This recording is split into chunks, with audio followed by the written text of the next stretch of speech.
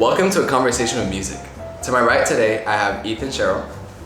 So, Ethan, tell us about yourself. Alright, like you said, my name is Ethan. I play bass clarinet and clarinet, and I'll be going to Baylor next year to study music education.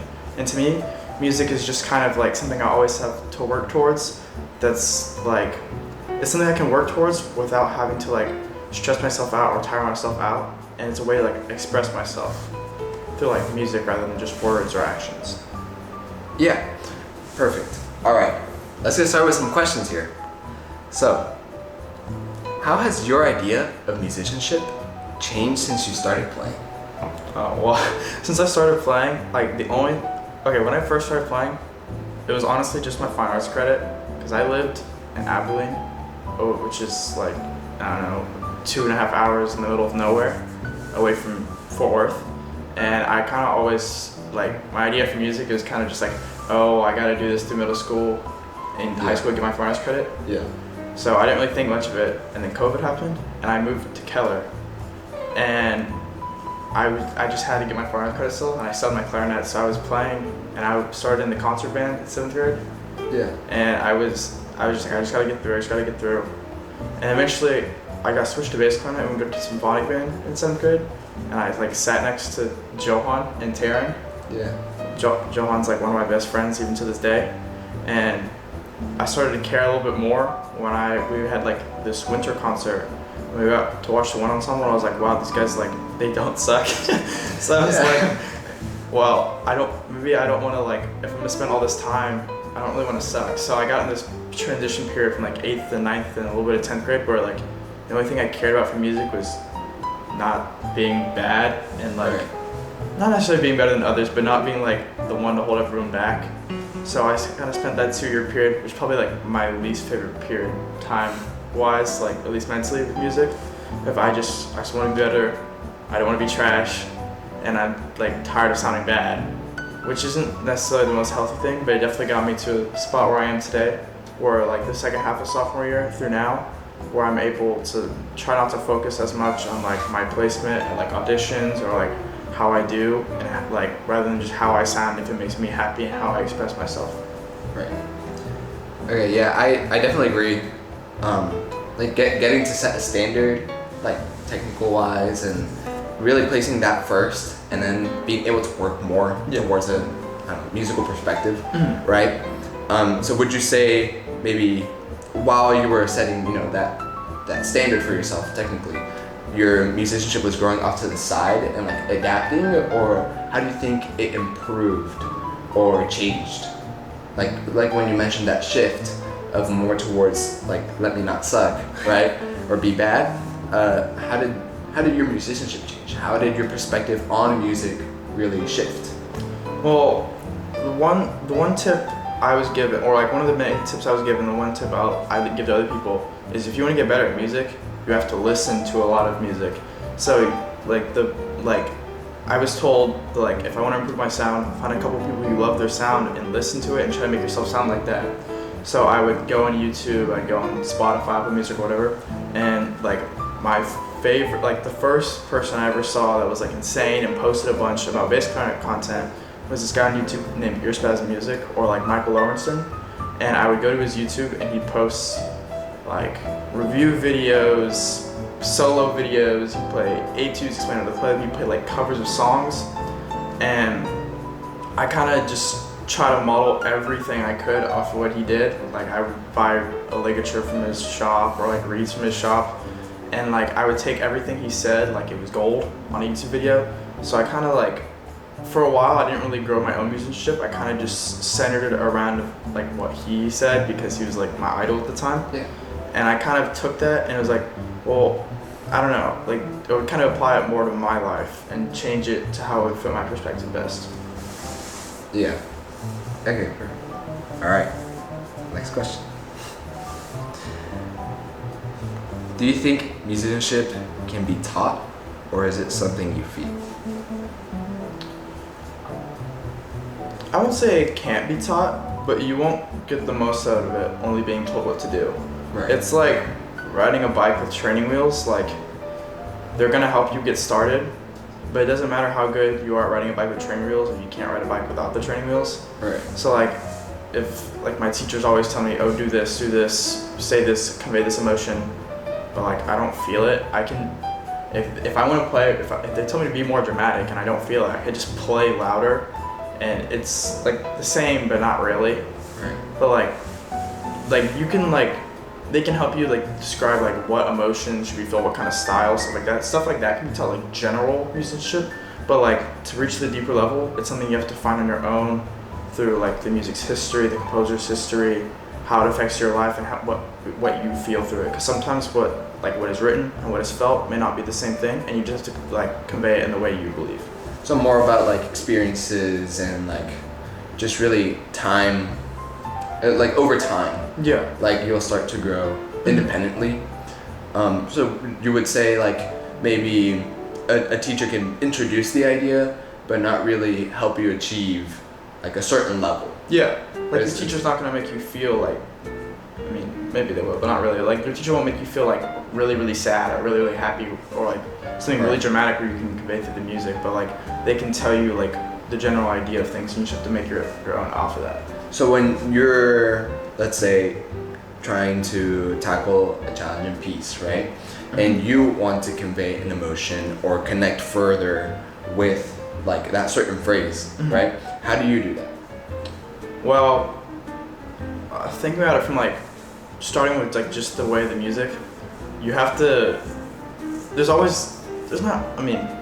Technically speaking, there's always kind of rights and wrongs of how you should play it. Yeah. So I feel like it's a good way to find like framework for phrasing your musicianship. Yeah. So like, obviously there's some notes in a phrase that are going to be more important than the others per se. And finding those peaks or like dramatic moments is a good way where you can kind of capture like the initial shape or like the very broad like what the composer wanted. Yeah. And finding through the melody, like major, minor, anything like that, like you can find emotion and channel your emotions through the phrases and have like the different peaks of the phrase like be different like singes or like feelings or something specific you feel like an experience kind of. Yeah. So like without getting really complicated and like you would like maybe put off some time to study it or kind of basically see what the intention was or like why it was placed there. Yeah. Right? Would you say maybe once you learn that, right, would you go farther into like more like how do you make it more dramatic? What I'm trying to say. How do you make it more expressive? Well, tough question. Yeah. Like the easy thing to say is like, oh, you just do more dynamics, but it's more like important. It's more like complicated than that. Right. Like, I think emphasis is probably going to be the easiest way to make it like more, or like make it sound more complex and like deeper. Is like I said, like some notes are going to be more important than others per se. Right. And through emphasis and like, I guess like dynamic contrast, you're able to like highlight certain parts of the phrase. And music, I mean, people like music and math are like universal languages because like most music is read the same, like obviously like tabs for guitar and stuff and different stuff like that, but like for the most part, like if I like showed the same piece of paper in the US and like France and all this stuff, like they would read it the same. So like you can kind of treat it like different lines, like a conversation or a story, and like throughout this conversation, like you listening or you might not remember every single word or stutter or something I say, but you'll remember the key points and like actions per se. It's kind of the same thing with music. You don't want the audience to remember the third note on the offbeat of like measure 4. Yeah. Right. Yeah. You want them to know the peaks, the emotions you convey through it. So worry less about each individual thing and more about the emotion, the story you're telling as a whole. So let's go back to like if you show like music and math are obviously like the universal languages, which I agree because like it's something very, I don't know, it's very beautiful, I think, in my opinion. But I want to kind of go further into that. Like let's say you have whatever excerpt, right? And you give it to a person from like like do you think a different person, right? Do you think that would differ in style? Do you think like how is there like a set standard, or how do we improve like our musicality if sometimes there is a set standard? Mm-hmm. Does that make sense? Yeah, I think a lot of things depend on like precedent. Like if I were to give you like an excerpt from like Beethoven 6, there's a very set way that not necessarily you should play it, but like it's more readily like accepted. Like if I gave you like the Beethoven 6 excerpt, ba, ba, ba, ba, that one, Yeah. like you're not gonna play it really, really fast, really, really slow, because there's like an expected way you're gonna play it. Right. Like you're not gonna take too much creative liberty just because of the precedent that's set. And like obviously you can have like some uniqueness in it, but at a certain point, music like that has been played so much and like studied so much, you've kind of like there's some nuance you can add, but it's kind of reached a point where it's like at its max. But like to a certain extent, like you can also take something more legato, like the Pines of Rome solo movement 3, which has also been played for forever and everyone knows how it should go. But that one you can give a lot more creative expression to, Right. because like so sometimes more notes isn't always good. Right. Like that one, it consists of maybe like 5 or 6 notes, just in different octaves and stuff. But it gives you, there's lots of room for expression due to like the subtlety of that beginning of that movement and like how quiet it is and what it represents. Like I think you have a lot more creative liberty in things like that than something really, really standard and really, really rigid. So it really just depends on the precedent that like is set before that. So you'd say maybe if a piece is more technical, you could reach a max of how much you can express yourself, or do you think like what's the max is what I'm trying to say? So I guess I didn't necessarily mean more technical, but like sometimes there's stuff, like there's music that has a very set interpretation, like almost like anything like Beethoven or like Mozart. Mm-hmm. There's not necessarily a limit, but like limit isn't the right word. There's parameters you would have to follow. Okay. That's probably a better word to use than limit. Like there's no limit to like musicianship and how expressive you can be while playing and like how you express yourself, but there's a way to do it that makes more sense in the context of the music. Like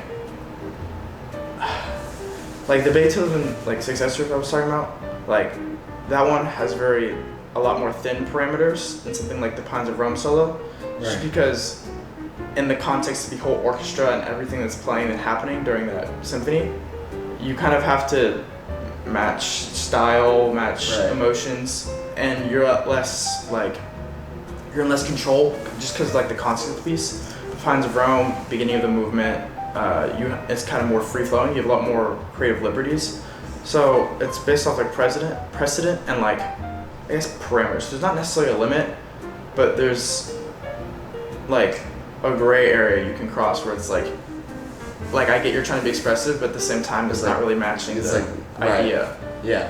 So parameters depending on the piece. Like obviously like I agree sometimes it's just like okay you're doing way too much. Yeah. Or like maybe you encourage them to do a little more. Mm-hmm. So let's take like I know for people that audition for like competitions like All-State here and like TMEA and all like other stuff, they prepare etudes, mm-hmm. right? But the etudes don't really have like that precedent that you were talking about, those parameters.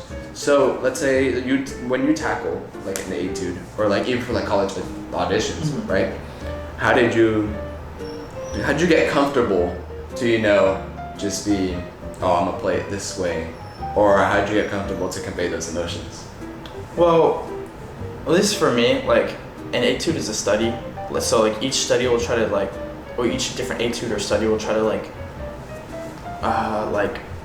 focus on one sort of theme or pattern or something, because it's supposed to the whole idea of etudes and studies would help you get better at a certain aspect. So for instance, I'm trying to think of a good example. Like a rose etude? Yeah, I'm trying to think of a specific one. For instance, I don't remember what number it is. I think it's 7. That That one, it's very focused on a lot of like legato connected stuff because it goes through a lot of registers, but it's all very legato and connected and like flowy, you could say. Yeah. So like, while if your interpretation of it is very bouncy, it's not necessarily that it's wrong. It just doesn't really fall in those parameters. But the easiest way, like for me to convey like what I feel, my emotion, is like just sing it, because like just naturally you'll like find like obviously don't go da da da da like on one pitch. Like it doesn't matter if you're singing 100% accurate, but naturally like just the way like your voice works and how you like your body works, you'll find like peaks and falls in the music, and it's like, oh well, naturally I want to get louder here, so it would like just think of your like instrument as a extension of your body and like carry that through. Like if the like when you're singing and the phrase carries, I should probably do that on my instrument. Carry the phrase over. Yeah. And like the best way for me to interpret like the style or like how I want something to sound is just sing it. Is like just naturally what come like, because you're not gonna like, you don't want to sing and sound bad. So like when you sing, it's like, oh, if I wanted that to sound good, I'm gonna sing it how it sounds good. Play it like you sing it, because then if that's how you like how it sounds in your head, then you'll probably like how it sounds when it comes out of your instrument. Right.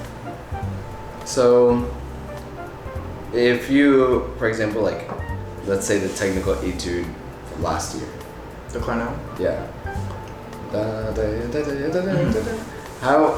How do you tackle more pieces that have more notes? Because like, as a clarinet player and like even bass clarinet, whenever we get something, it just has a bunch of notes. Yeah. Like regardless, right? Yeah. So like I think even then, like that's hard. Like being able to convey an emotion or a feeling through multiple notes, and especially something that's technical and like difficult. Like it's hard to be able to like even start to like bring emotion into it, right? So like what do you think, like what are some ways to be able to connect notes to feelings, maybe in a harder technical piece? That's kind of what I was talking about earlier, about how some notes are going to be more important than others. Like obviously there's your easy indicators, like things like accents, or sometimes like in a piece that's almost all 16 notes, anything longer than 16 notes is probably important, or like something like that. But there's always going to be key parts of a phrase. Like for instance, like the very first couple measures, you have the big, like, not like arpeggio or scale, but the big thing into the peak where the arpeggio is. Each of those accented notes are going to be very important because they're just a descending line in the phrase. And a lot of musical parts in the technique, you just take out all the extra like embellishments and stuff. Like the whole first measure, da da da da da da. The whole melody is just da da da da, like the arpeggio going up. Yeah. You just, all the extra embellishments are what the technique is, like dia dia dia. Right. That's all extra technique, and like the rest of the arpeggios is just embellishments to make it sound, just make it difficult, like just make it technical. While the actual music just lies underneath. It's like the growing arpeggio and the falling one. It just kind of follows the same pattern for a while, kind of like a hill, I guess. Yeah. And just being able to separate what's just embellishment and what's technique from what the actual main line is going to help you convey, like, I guess, the hidden emotion a lot easier. So like just playing that isolated phrase, or like for instance in one of my etudes from, not this last year but the year before, like I had all these octave jumps, which made it very difficult and technically challenging. But the whole melody was just bottom notes, da da da da, they're just going up and down like an eighth notes. Like that was the melody there, and you have to be able to convey the melody and make the embellishments just sound like really clean and really extra. Yeah. So, like especially when tackling, I agree. Like with a technical piece, like finding, because sometimes the notes are there to just to be there. Yeah, they're just there, and some of them just don't even make sense, right? But even if when you find like the real, like let's say the real melody, right? Like you were talking about da da da da da da, right? How do you know, like, okay, let's try to think of it this way, or how do you know how natural, like how is that natural sense of let me try it this way, and like how do you connect with that hidden melody to like put a little bit more emotion behind it? What do you mean? Like, how do I find the hidden melody, or like How do you connect? it? Yeah, how do you express it? How do you like in context with all the other notes and stuff, or just no, like let's say even for a lyrical piece, right? Some of the moments like have a hard technical part, like for instance, right? And like when you find like it's easier to find the melody in a lyrical piece, right? But how do you connect technical lyrical when you find the melody? How do you connect with that like line, right? How do you connect with it and put emotion behind it? Well, when you play something, for the most part, you're probably gonna feel something, and I don't mean like frustration if it's like difficult, because, I mean, obviously, but like, what something that helped me is when I would play like just the outlining or hidden melody, like you would hear something, it's like, oh, this sounds sad, happy, but those are very generic, but like stuff like that, and once you're able to convey that emotion exactly how you want, only with like the outline of the shape, that's when you can start adding technique back in. And the moment you like begin to lose that emotion or question, or like, oh, I don't know if I feel this anymore, go back to the original bass and just like being able to like separate what the melody is and all the extra notes with like your musical idea and your emotion and all that, that's gonna make it sound a lot more complete. So just having a really concrete idea of like what emotions you feel, because like if you like, oh, I think this music is sad one day, and no, it feels kind of happy the other day, you're never gonna get anything across. Right. Like, it's like, I don't think of like an example, but like a non-music example, but like if you're like, I want to go on a cut one day, it's like, actually I want to bulk. You're never gonna get anywhere if you eat 5 salads one day and then 50 donuts another day. You're never gonna get anywhere. It's kind of like the same idea with music. Like if you think something is sad initially, it's like, I don't know, like the next couple practice sessions, I think it's maybe not so sad. Like making that shift is different. But like if you're living in a constant state of I don't know what I should feel here, you're just not gonna get much progress because you don't know what to convey. So the very first thing, like the most important thing, at least for me, is like having a concrete idea of like how this feels and how you want other people to feel. Yeah. And like what you want other people to feel. And would you say that like musicianship should focus more around that? And so like sometimes what I think is when musicians say work on your musicality, especially like sometimes young musicians, right? They'll just be like, okay, let me find an accent that's like with more tone. Yeah. Or let me play this more connected, right? But when I think of musicianship is the connection that you just talked to me about with like the notes and like the phrases. So would you say that maybe teachers should focus more on like musicality, musicianship as that connection? Honestly, I think it depends on the student, because I think it's very important to be musical, but at the same time, if you can't play like fundamentally and like you just sound really, really bad, there's kind of like that needs to come first. You think it like grows like, let's say like I think it goes like with the musician, if that makes sense. Like it doesn't, like at least for me, it doesn't matter how musical and how much emotion you're playing if you sound really terrible doing it.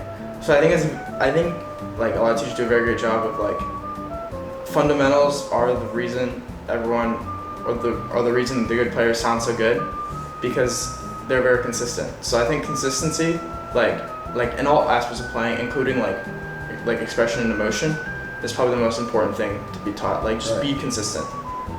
So maybe would you also like say if a person doesn't have, let's say they don't have the fundamentals set, right? Would that person still be able to have musicianship, or does it come with first fundamentals and then it comes in? I definitely believe they can like be musical and be like a really good musician and like convey a lot of emotion they're playing. Except like it seems to sound kind of, I don't know, maybe snarky, but I feel like music is played to be listened to and enjoyed for the most part. Like obviously like in the reading room, the judges don't really care that you're playing the same etude, and Right. they don't really care. They're judging you, but like they're not gonna like at a certain extent like you can be yes, you can be very musical without having really good fundamentals and all that stuff, but it kind of Helps. oh, it definitely helps. Like it'll subtract Yeah. like I don't know, like it'll definitely subtract from like you if you don't have like really good like placement, like fundamental placement. Like I always like to compare music and stuff. Like at the end of the day, we're still artists, right? We're considered artists, and I think, you know, people always are talking about, oh, how did Pablo Picasso create this and what emotion? But like when you hear music, most people just say, okay, that's really cool. Yeah. Right? They're never like, oh, how did he think? Like, how did he play that to make me feel something? Like most people don't ever really think about that, right? And that's what honestly makes like there's a gap between musicians that like play the notes, right, and musicians that leave the audience with, I knew what he was trying to say. Yeah. Right. So, like, how do you think, like, if artists express themselves through art, how has music helped you to, you know, express who you are, right?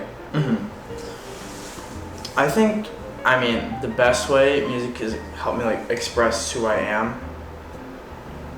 So I'll like break this into different parts, like playing wise and expression wise. Like a lot, like this would happen a lot more through like solo pieces and stuff like that.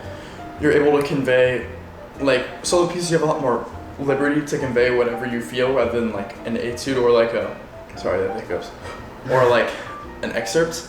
You have a lot more liberty with like a solo, especially like some like more challenging ones with a lot more like freedom. You get a lot more ways to express yourself and like your emotions. Like I played Rigoletto last year. That one was like a really great one to be able to express myself. There's lots of very dramatic moments, both like in a much more darker and like stoic setting versus a lot like brighter and happier and like more technically filled. Like that one gave me a lot of ways to like convey like frustration or like joy. It had lots of areas to like be like take liberties with like my emotions and how the music made me feel and stuff like that.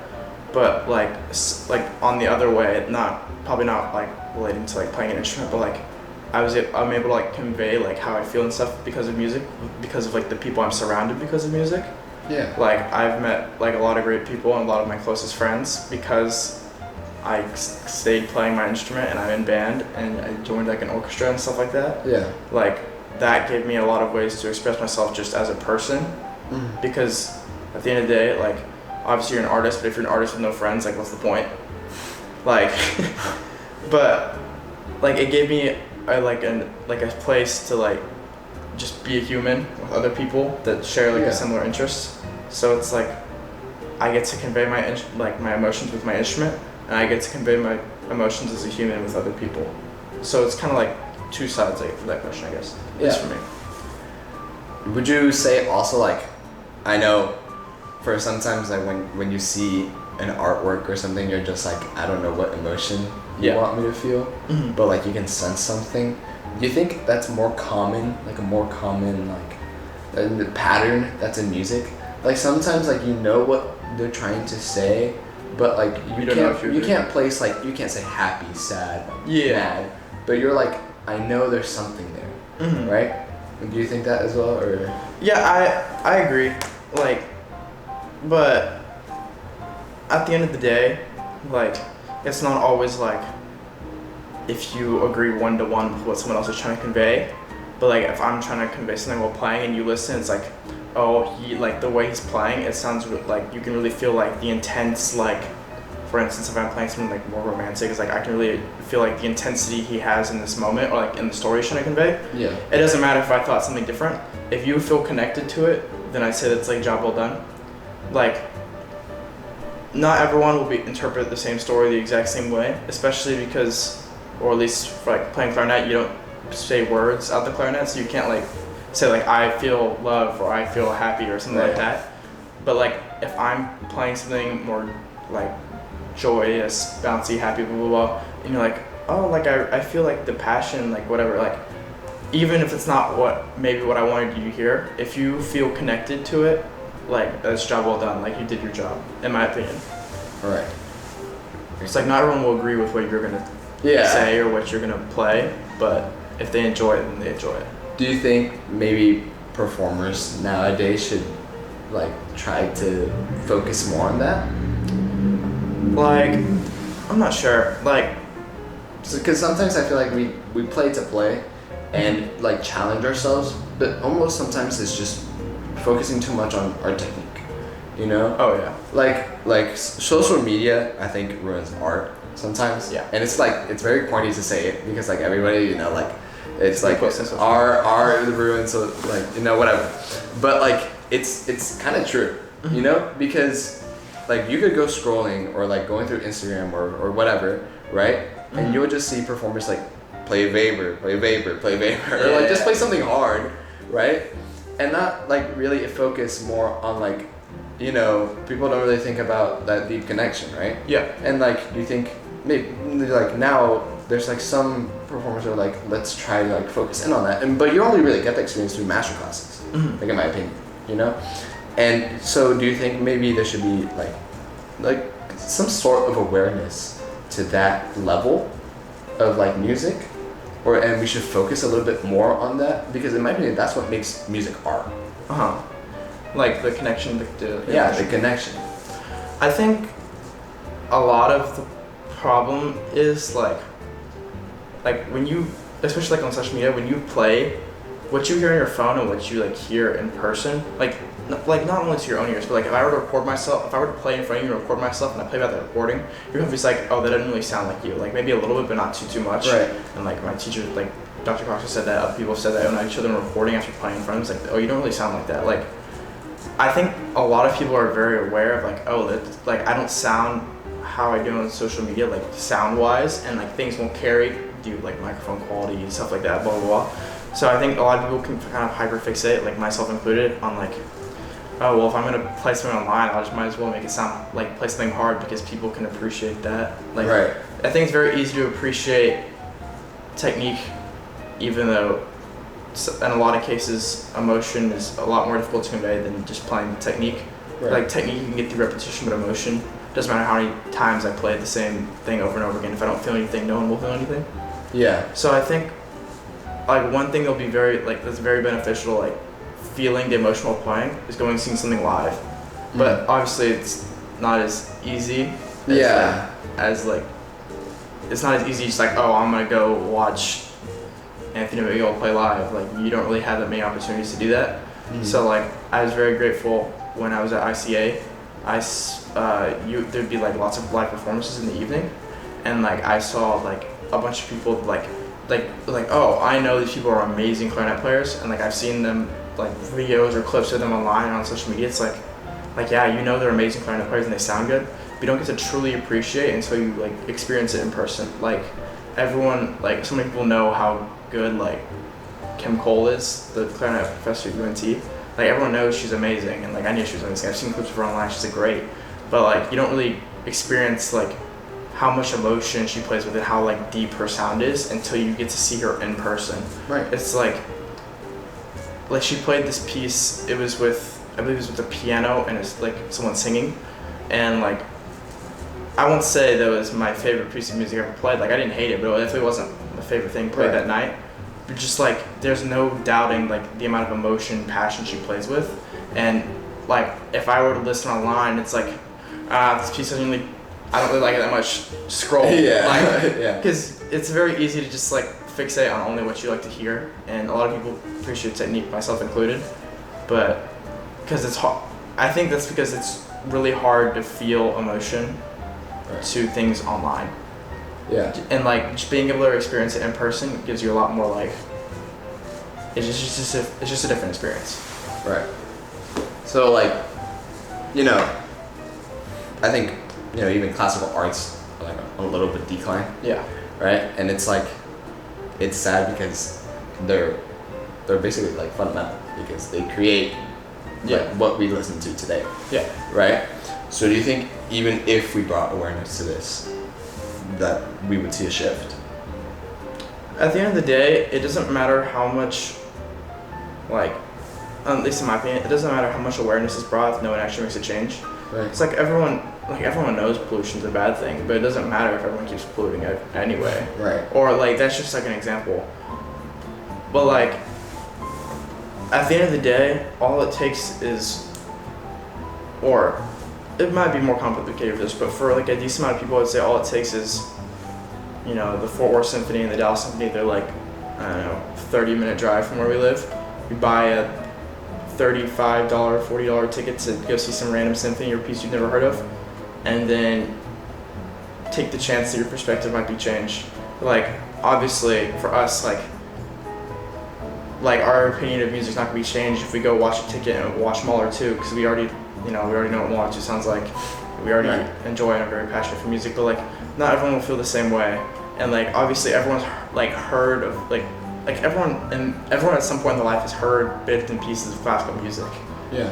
But like, not a lot of people have experienced it live, and I think all it takes to like change your mind is to experience it firsthand. So like, I would recommend that everyone just at some point like splurge and on some random Friday or like Wednesday night or whatever they play, just go listen to the Dallas Symphony Orchestra, like the Fort Worth, like just experience something live. Like wherever you are, there's probably some sort of professional or junior ensemble. Like there's no like, not everything has to be top. Like you don't have to like go all the way to like New York to watch Phil play to like experience like what emotion sounds like, because like it's around us. Yeah, like, and I remember in elementary school back when I lived in Abilene, we like our music class took a field trip to watch the Abilene Philharmonic, and like they're not the New York Phil, but I remember them doing instrument demos, and I remember like sitting there watching all the low brass play like the Darth Vader theme in Star Wars, and I was like, oh my god, this is the coolest thing I've ever seen in my life. Yeah. And like I'd be able to appreciate like the work and the stuff they put in just from going there and seeing it in person, because like if you really want to listen to the Darth Vader theme, you can just look it up online, but seeing it in person just gives you a different experience. Yeah. So let's like do a little shift here to more about you basically. Okay. Right? So how does like your background, right, allow you to challenge or like to basically connect with something? Like, do you think there's like a moment where you're just like, oh, this is how I do it, or oh, this is how like it's supposed to feel? Because like we were talking about this, it's that like maybe sometimes musicianship isn't something you learn, it's something that you earn throughout time. Yeah. So do you think there was a time where you're just like, oh, like this is what it is? I feel like, at least for me, it definitely wasn't something that clicked for me. Right. Like you kind of just notice it happens over time. Like I won't speak for everyone, but I feel like a good majority of people, they won't be like, oh, March 10th, 2023, it clicked and I know how to play with emotion. But like, you'll like listen back to like, oh, like I'll do this sometimes. I have about 1 million voice memos of me recording myself. Yeah. I like look back to something from like freshman or sophomore year when I remember like myself sounding a certain way and like playing a certain way. And that's just like, oh, this is nowhere near what I feel like I sound like anymore and how I play. And like you kind of just notice the overall change. So it's not something that like necessarily, at least for me, like it never really clicked for me, like, oh, like I play with emotion now or something like that, because like there's always room for improvement. Like I think every single musician in the world will say like, oh, I can always play with more emotion, because you can never do too much of that. Like emotion, like obviously you can cap out on like technique and stuff, because you know there's like limits and like your sanity and stuff like that, but you can never play with too much emotion. And like I'll go back to like my solo recording from sophomore year, and I remember playing like, because I played Tarantella sophomore year, and it has a very like big opening, and I remember like back then I remember playing it with like a lot of like emotion and passion and stuff, especially in that dramatic introduction. And I listen to recordings, it's like I don't feel it as much as I do anymore. Like I'm not gonna doubt that I played it that way. I'm not gonna doubt that like I played it with a lot of shape and what I like thought was emotion, but like I just don't feel the same way about it anymore. So it's not necessarily that I wasn't doing it then now, but I feel like it's always changing and growing. And I think it's good to notice change, because if you don't notice change, you're not doing enough to Right. grow. And like kind of tying back to what you were saying is like sometimes we think we're doing a lot, Yeah. and then you record yourself or you ask someone and they're like, so what was your goal Yeah. in that? Uh-huh. Right? So like they come hand in hand. Yeah. Right? If you don't, right, like we were talking about, if you don't set that standard technically, right? Like playing the right notes, playing like with the right articulation, with the right accent at the right time, you know, and other like dynamics like phrasing and stuff, then sometimes it's hard to even think about conveying emotion, right? Because those are like, let's say like the steps. Those are the training wheels, like you were saying. And the moment that you think you're ready, like I want to say, like even for me, like it was like around after middle school, right? Like especially for young musicians, after like a couple years, you take those training wheels off, right? And then like you start to feel something greater, right? And especially through experiences and like playing with big groups, right? Or like connecting with other people that feel the exact same way. Like it's, you can't explain it to someone sometimes, you know? Like one time I was helping someone out and finding a phrase, and I told them, oh, just think of this scenario. And they're like, how'd you do that? And I was like, I don't know. You just kind of think of it, right? Like I don't know if that's ever happened to you. Yeah. Like, I know what you're saying, like not everything you do needs to be pre-planned, it just needs to be conveyed. Like, yeah. And you know, I think like even then, you know, like that connection still takes a long time. Like even now, I don't think I'm anywhere near being able to say, hey, I can play with emotion, you know? Yeah. So let's say what's someone who you think that truly like now, right? Who truly like tries, or like not really try, but how like their efforts are to be able to convey emotion. Like anyone who like inspires you to like, oh, like that, like I could feel that. Oh, well, this is kind of like, I guess, basic as a clarinet player, but like Anthony McGill is like, he's like my go-to, he's my favorite, but I feel like he plays with a lot of emotion, like I was talking about social media and like how it's difficult to like find emotion through like online videos and stuff like that, but I feel like he's one of those exceptions, right? Because like this is forever ago, he like posted like some post of like some, just like a small clip of him playing like this, like the phrase of the day. Oh yeah, Yes. like those like that, and like this is a little bit while ago. He was playing like this like piece from this, like he was like premiering some piece from this composer, and like as I was listening to the video play on repeat as I was reading his like extremely long caption, I like just like when you learn more about like the backstory of someone or something or what they're playing, and you listen to it, like you like you'll like learn more, you'll hear more.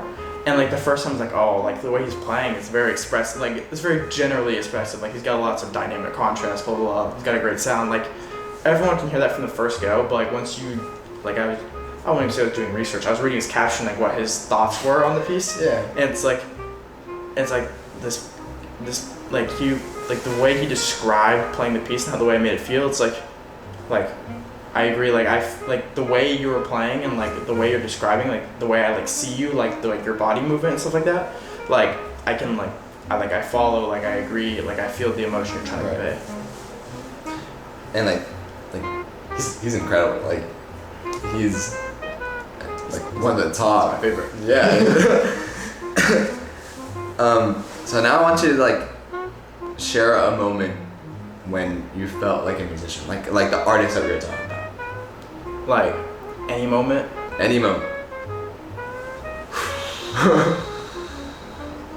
I would say probably like the peak for me, like where I feel like, oh, like this is, like I feel like what I'm playing is great and I feel like everyone can like kind of match what I was feeling, is there was like this clarinet festival at TCU I went to last year, and I was playing on stage a section, like the opening cadenza from Rigoletto, which is probably like one of my favorite solos of all time.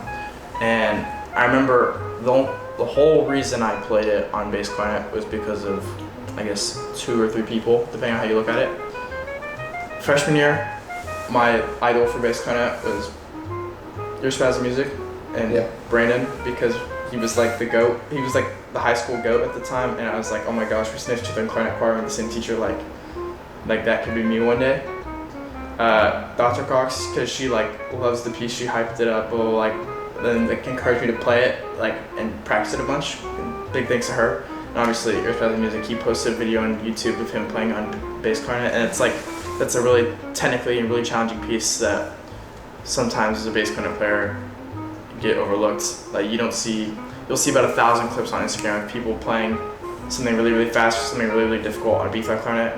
It's very rare to see something like that happen on bass clarinet. So like, I kind of felt inspired. It's like, well, I want to try to do that. Yeah. And I was sitting there on the stage. Don't remember what the stage is called, but I was sitting there and I was playing the Opendenza, and I was really nervous. And I remember the first time I played it, the guy who's giving the masterclass, Your Spaz Music, he was sitting in the audience, and because he just wanted to hear it from the audience perspective. And I played it once, and I was really, really nervous, and it was just kind of like, I don't know, it wasn't my best playing, to put it lightly. Right.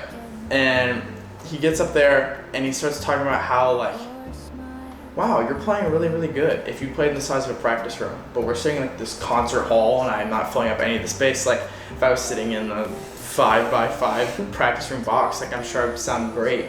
But like, I gotta fill up the room. He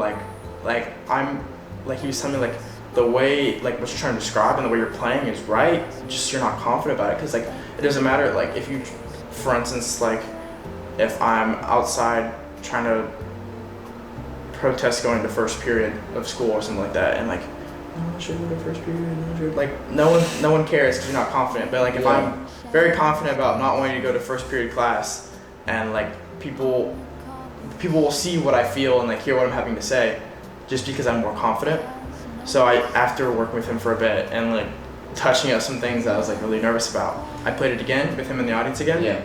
And I remember like sitting there playing it. It also like technically speaking, like I probably had a wrong note or two. Like it definitely wasn't my best playing. Yeah. But like I felt confident. Like I felt like I was conveying like how I felt through the music really well. And I remember him coming up and like telling me like, dude, that was great.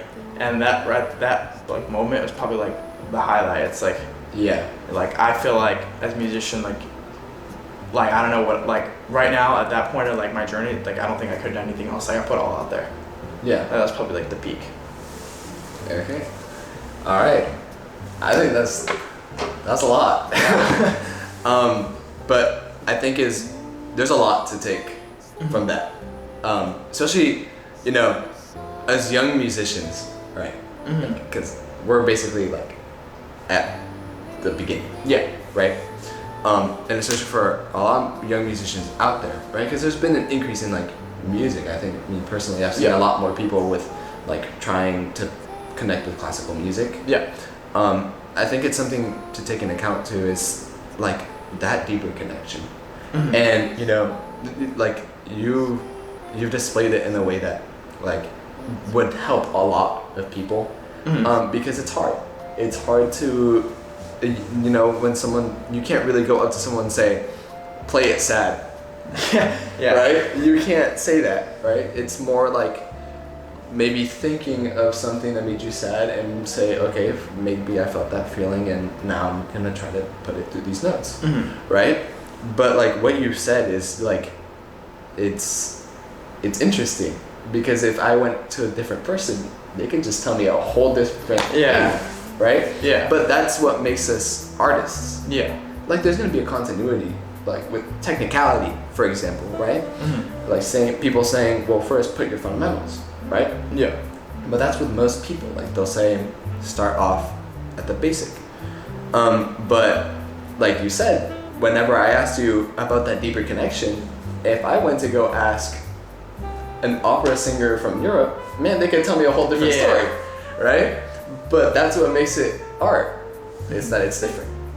So now, I'll give it a little second to like warm up and like play a couple notes. So I invited Ethan to prepare something for us to hear, right? And basically tell us how you connect, like when you played it, why you chose it, why it's so specific to you, right?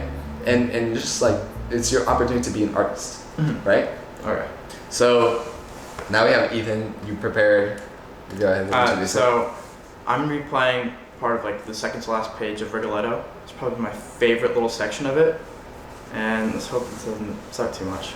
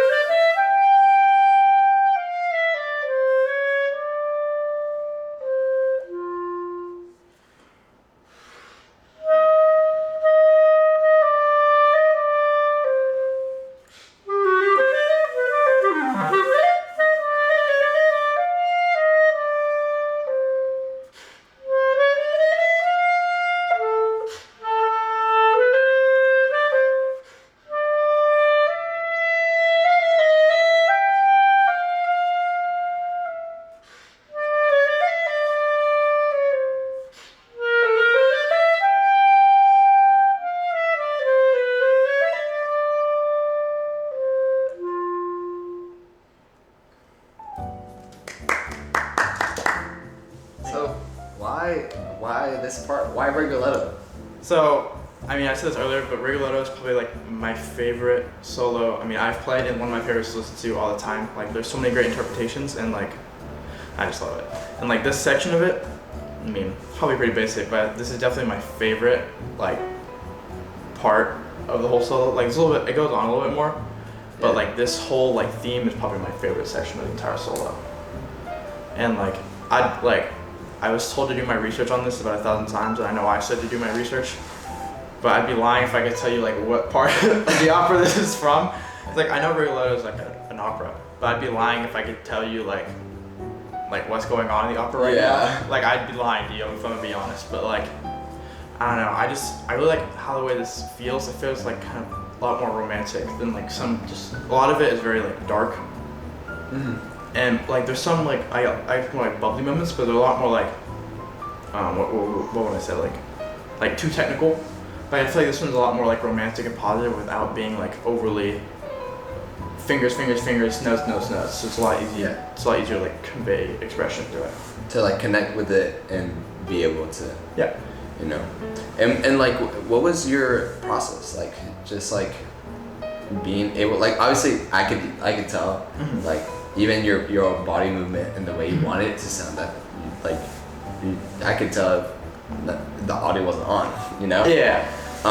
But even then, like, making the audio sound like the way you move is like it's something else, right? So how did you kind of prep this? How did you like? Well, I think it's very important every time you play something soloist, or like anytime you get to pick something you'll enjoy playing, especially if you're gonna be working on it for forever. Like, picking something just because it's hard, which I have done before, and I'm sure you've done it before too. Yeah. Like it being hard and you want to play something cool, like that feeling kind of wears off after a while. So it's like, yeah, what's the point? Like, I'm just playing this to be hard, and it's kind of just like a burden now. But like this solo's obviously really hard, but like I love it. I could play it about 1,000 times and I get tired of it. I could listen to it 1,000 times and I get tired of it. Which is very like, I feel like I put myself in a good place to like be able to convey emotion. Because if you don't like it, it's kind of hard to feel like joyful and a joyful part of it if you just don't like playing it. But like, I don't know, like I really like enjoy the solo, and just like I said, I have no idea. Like, obviously I should know, but like I don't know what's really going on. Yeah. Like in the actual opera during this time. But like I feel like in this section it feels a lot more like romantic. Like the first opening section is very like bright and like kind of like lackadaisical, a lot more triplet feel. And then it gets a little bit to like this darker portion, which should be like a little like struggle in the romance. And then it's very short. Like, it eventually gets resolved and it's kind of back to that original theme. Like just kind of following that general storyline. And like when I prepared this more intensely, like last year, like I was able to convey a lot more emotion through it, just because of like I remember being told this in a lesson once with Professor Campbell at Baylor, like create like just ideally create like a story within the music. Like it didn't even have to be related to the music whatsoever. Like I was playing the Mozart-Clarinet concerto, like the opening for him, like just on a lesson, and he was like create like a story, and I was like talking about how it's like this little prince walking through like a garden or whatever, and like the different interjections and stuff like that, and different things popping up in the garden, and if something like turns a lot darker, it's like, oh, you see a snake, or like, oh, there's like a wolf on the other side of the fence, or something like that. Like being able to create a story, even if it's not like, obviously if I could just play the story as, you know, like actually in opera, that's probably better to do than just come up with some random thing in my head. But like, since, you know, I didn't really do that, like I just kind of had to create my own story and convey the emotions of what I was thinking through the music. Yeah, it sounded very good. That's what I was saying. So to end this off, like my final question for you is, like in your own words, what is musicianship? I don't know, that's a hard question. Like, I could follow the obvious trend of just being like, oh, musicianship is kind of just the way you convey your emotion, which I feel like is definitely true. But like musicianship is just like I'm kind of just going back to what I just said, but like just the way you're able to express yourself, both like your emotions and your experiences through music and your instrument, whether it be your voice, a clarinet, set of drums, or whatever it is. Yeah. But that's what musicianship is to me. Okay. Well, that was a conversation with music with Ethan Sherrill. I'm very excited to keep this project going, meeting new people, connecting different ideas, and really finding what like musicianship is, right? Like everybody has a different story and a different perspective, and that's what makes music art, right? So thank you so much for joining us, and we'll see you next time.